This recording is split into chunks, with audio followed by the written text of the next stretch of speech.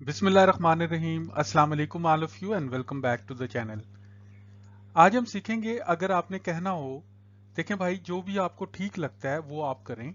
यानी कि आपका मतलब ये होता है कि मैं तो बस आपको एक राय दे रहा हूँ, मेरा ख्याल ऐसे है या मेरी ओपिनियन ऐसे है, लेकिन ये सब आप पे डिपेंड करता है। आप सिचुएशन को ज्यादा बेहतर समझते हैं, तो जो भी आपको ठीक लगे करना आप वो।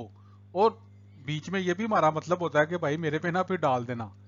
तो अब इसको इंग्लिश में क्या कहते हैं और सेंटेंसेस में इसका इस्तेमाल कैसे करते हैं, to know about these all things please stay tune with the video. देखें, जब आपने कहना हो आपको जो भी ठीक लगता है वो आप करें, जैसा कि मैंने आपको बताया।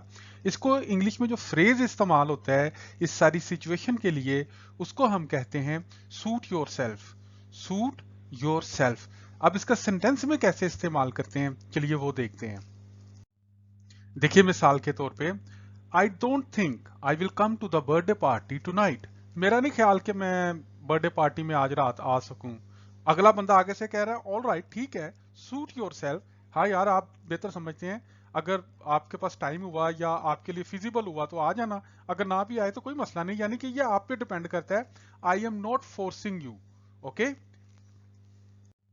देखिए, अगर फिर भी आपको खुदा ना खास्ता कोई बात समझ नहीं आई तो आप वो कमेंट्स में आके पूछ सकते हैं। So thank you so much guys for watching the video.